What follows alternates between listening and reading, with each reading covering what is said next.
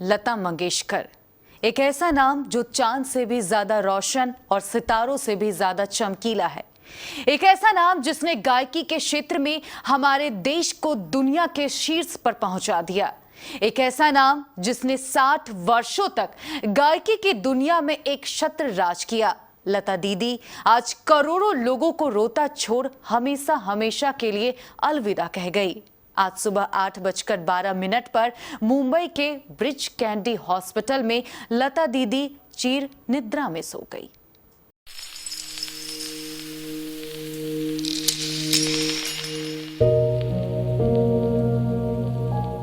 कौन कहता है लता मंगेशकर मर गई? वह तो अजर है, अमर है। लता मंगेशकर जैसी शख्सियत कभी भी मर नहीं सकती। वह तो लोगों को हमेशा अपनी प्रतिभा से राह दिखाती है।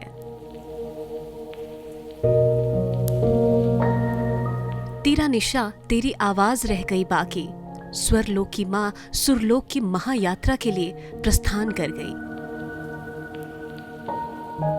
भारत की स्वर कोकिला लता मंगेशकर नहीं रही। भारत ने अमूल्य रत्न खो दिया। कोरोना और फिर निमोनिया होने के बाद 29 दिनों से मुंबई के ब्रिच कैंडी अस्पताल में आईसीयू में भर्ती थीं और 6 फरवरी की सुबह लता दीदी ने आखिरी सांस ली। वहीं लता दीदी के निधन पर 2 दिन का राष्ट्रीय शोक घोषित किया गया है।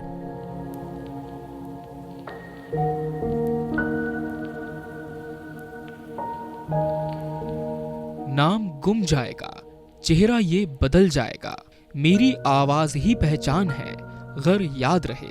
इन पंक्तियों को लता जी ने जिन भावों के साथ गाया था, आज वही पंक्ति सच साबित होती नजर आ रही है। भले ही लता दीदी अब हमारे बीच नहीं रही, पर उनकी आवाज ही उनकी पहचान है, जो हमेशा के लिए लोगों के कानों में गूंजती रहेगी।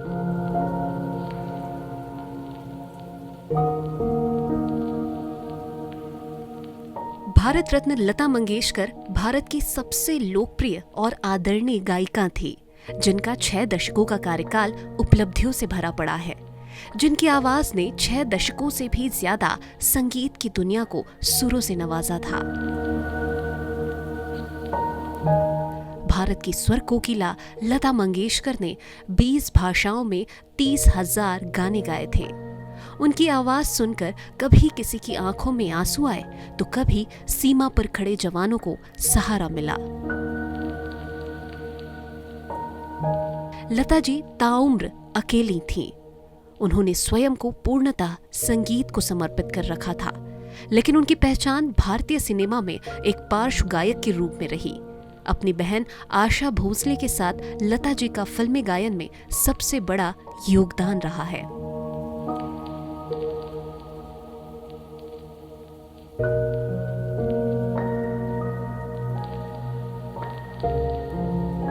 लता जी का पूरा नाम लता दीनानाथ मंगेशकर है, जिनका जन्म 28 सितंबर 1929 को इंदौर मध्य प्रदेश में हुआ था। उनके पिता दीनानाथ मंगेशकर एक कुशल रंगमंचीय गायक थे। दीनानाथ जी ने लता जी को तब से संगीत सिखाना शुरू किया जब वो 5 साल की थीं। उनके साथ उनकी बहनें आशा, उषा और मीना भी सीखा करती थीं। 5 साल की छोटी उम्र में ही लता जी को पहली बार एक नाटक में अभिनय करने का मौका मिला। शुरुआत अवश्य अभिनय से हुई, लेकिन दिलचस्पी तो संगीत में ही थी।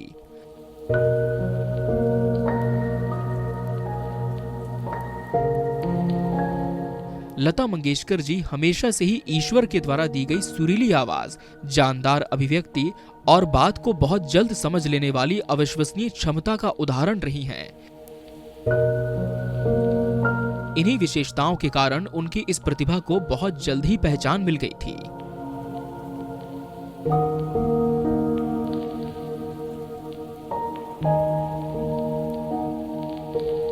सफलता की राह कभी भी आसान नहीं होती। लता जी को भी अपना स्थान बनाने में बहुत कठिनाइयों का सामना करना पड़ा।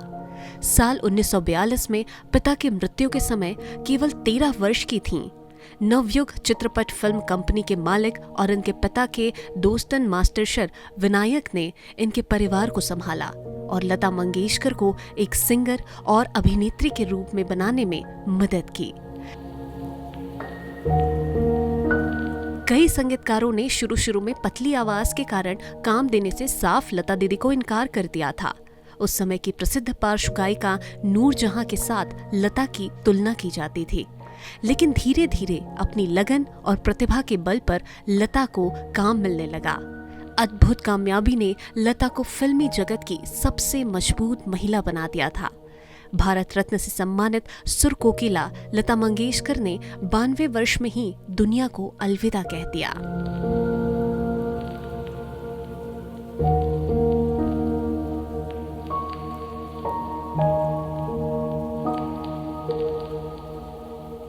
लता जी को सर्वाधिक गीत रिकॉर्ड करने का भी गौरव प्राप्त है। फिल्मी गीतों के अतिरिक्त गैर फिल्मी गीत भी बहुत खूबी के साथ गाए हैं। लता जी की प्रतिभा को पहचान मिली सन 1947 में, जब फिल्म आपकी सेवा में उन्हें एक गीत गाने का मौका मिला। इस गीत के बाद तो मानो लता को फिल्म जगत में एक पहचान ही मिल गई और एक के बाद एक कई गीत गाने का मौका भी मिलता रहा।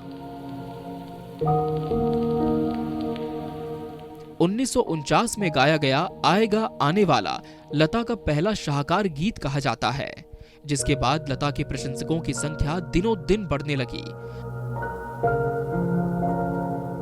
इस बीच लता जी ने उस समय के सभी प्रसिद्ध संगीतकारों के साथ काम किया। अनिल बिस्वास, सलील चौधरी, शंकर जयकिशन, एस.डी. बर्मन, आर.डी. बर्मन, नौशाद, मदन मोहन, सी रामचंद्र जैसे सभी संगीतकारों ने भी लता की प्रतिभा का लोहा माना। लता जी ने 2 आंखें 12 हाथ, 2 बीघा जमीन, मदर इंडिया, मुगले आजम जैसी महान फिल्मों में गाने गाए हैं। महल, बरसात, एक थी लड़की, बड़ी बहन आदि फिल्मों में लता जी ने अपनी आवाज के जादू से इन फिल्मों की लोकप्रियता में 4 चांद लगा दिए थे।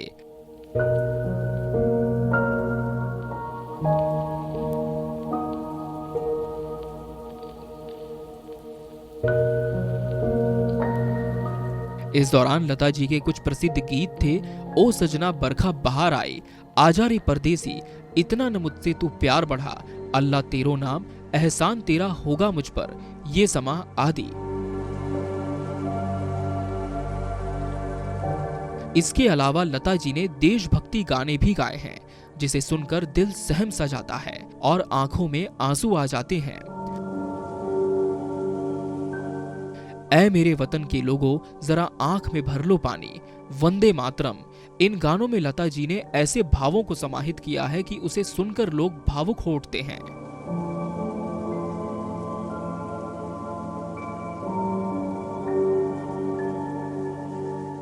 आइए जानते हैं लता दीदी से जुड़े कुछ और अनदेखे अनसुने पहलू। लता मंगेशकर ने 8 मराठी और हिंदी फिल्मों में अभिनय किया है। 1943 में आई मराठी फिल्म गजभाऊ में उन्होंने कुछ लाइनें और कुछ शब्द भी गाए थे। ये फिल्मों में उनका पहला गीत था। 1947 के आते आते लता मंगेशकर एक्टिंग करके हर महीने करीबन 200 रुपए कमाने लगी थीं। उन्होंने नसरीन मुन्नी कबीर को एक इंटरव्यू में अपने फिल्मी अभिनय के दौर के बारे में कुछ इस तरह बताया था, मुझे अभिनय करना कभी पसंद नहीं आया। वो मेकअप करना, लाइटें, लोगों का आपको निर्देश देना, ये डायलॉग बोलो और वो बात कहो, इन सब से मैं बहुत असहज महसूस करती थी। जब एक बार एक फिल्म निर्देशक ने उन्हें अपनी भौहें कटवाने को कहा तो लता मंगेशकर को जबरदस्त सदमा लगा। निर्देशक ने कहा था कि उनकी भौहें बहुत मोटी हैं, लेकिन लता को निर्देशक की बात माननी पड़ी थी।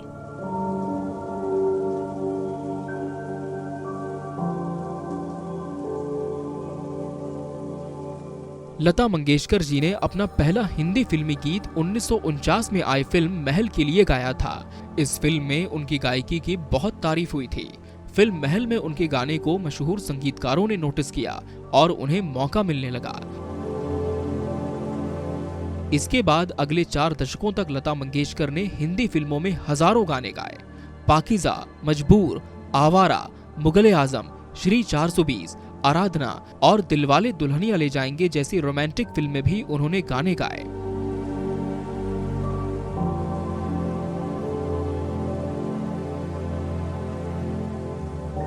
जब लता मंगेशकर ने 1962 में चीन के साथ हुए युद्ध में शहीद हुए भारतीय सैनिकों के सम्मान में ऐ मेरे वतन के लोगों नाम का गीत गाया था, तो भारत के पहले प्रधानमंत्री पंडित जवाहरलाल नेहरू की आंखें भी भर आई थीं। लता मंगेशकर ने अपने दौर के सभी प्रमुख बॉलीवुड गायकों के साथ गाने गाए थे, फिर चाहे वो मोहम्मद रफ़ी हों या किशोर कुमार। उन्होंने राज कपूर से लेकर गुरुदत्त और मणि रत्नम से लेकर करण जौहर तक कमोबेश हर मशहूर फिल्म निर्देशक के साथ काम किया था।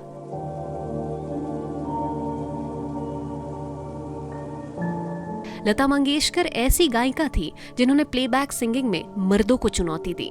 उन्होंने मोहम्मद रफ़ी जैसे खुद से ज्यादा गीत गाने वाले गायकों से ज्यादा रॉयल्टी और मेहनताना मांगा, जो उन्हें मिला भी।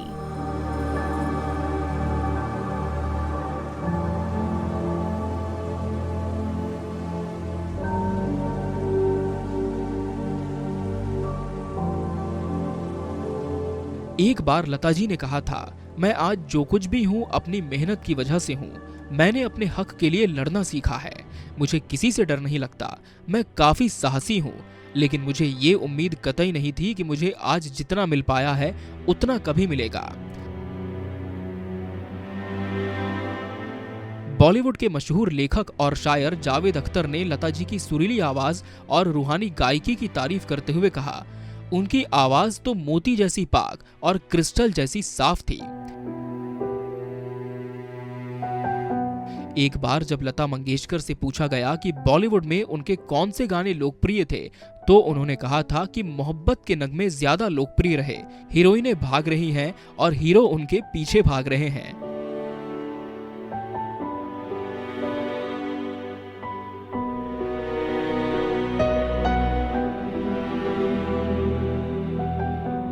लता मंगेशकर दुनिया के मशहूर संगीतकारों मोजार्ट, बिथोवन, शोपिन, नेट किंग कोल, बीटल्स, बारबरा स्ट्रीसेंट और हैरी बेलाफोंट के बनाए संगीत को सुनना पसंद करती थी। एक बार वो जर्मन मूल की अमेरिकी अभिनेत्री मार्लिन डिक्रीक को स्टेज पर अभिनय करते हुए देखने के लिए विदेश तक गई थी। उन्हें स्वीडन की अभिनेत्री इनग्रिड बर्गमैन का नाटक देखना बहुत पसंद था। लता मंगेशकर को फिल्में देखना भी अच्छा लगता था।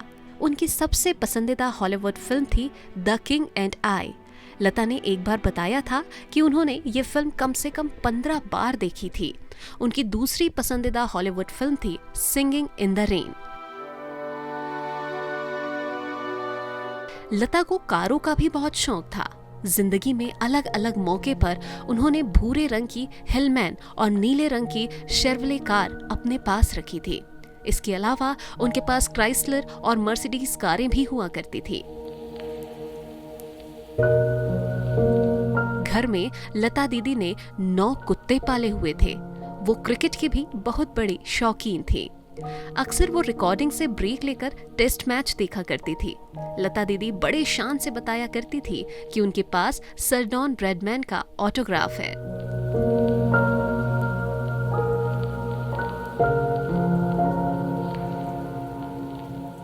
खाना पकाना और फोटोग्राफी करना उनकी हॉबी थी। शुरू में उनके पास रोलिफ्लेक्स कैमरा था। छुट्टियों में वो जब अमेरिका जाती थीं, तो वो रात भर स्लॉट मशीन में खेला करती थी।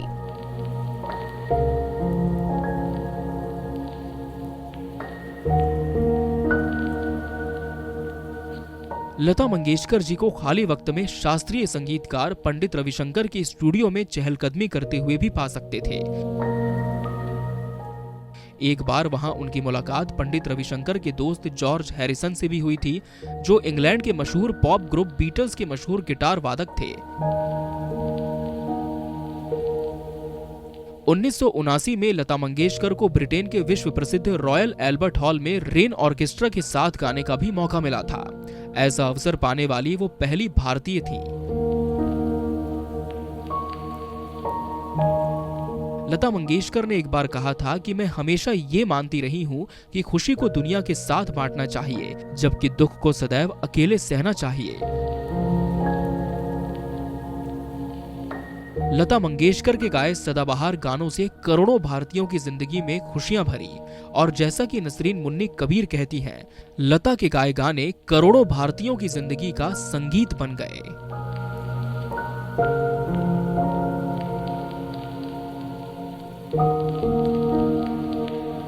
नियति का खेल है कि हर किसी को एक ना एक दिन जाना ही पड़ता है।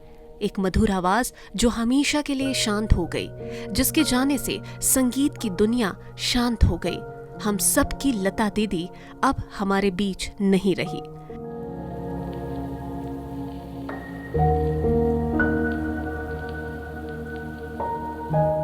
लाखों लोगों की आंखें निधन की खबर सुनते ही नम पड़ गई।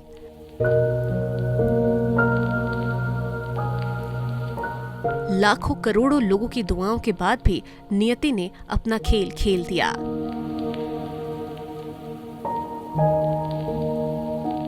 फिल्म इंडस्ट्री के लोग भी उनकी सेहत को लेकर काफी फिक्रमंद थे, और आज पूरा संगीत जगत और उनके फैंस उनके निधन की खबर सुनकर शोक में डूब गए हैं। केबीसी महापरिवार भी लता दीदी को श्रद्धांजलि अर्पित करता है।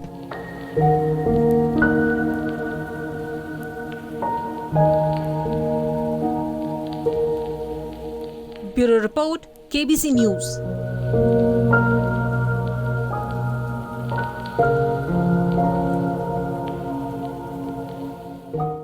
आपकी जरूरत का हर एक सामान, ब्रांडेड भी, ऑनलाइन से सस्ते भी। AC, LED TV, fridge, washing machine से लेकर सभी तरह के room heater, geyser, cooker, iron, पंखे, mixie, fancy gas stove, inverter, battery, microwave, OTG, emergency light और बल्ब, इलेक्ट्रिक केटल और घरेलू आटा मिल सहित जरूरत के सभी सामान, सभी तरह के ब्रांडेड मोबाइल और स्मार्ट घड़ियां, वो भी ऑनलाइन से कम दाम पर, हमेशा हर दम।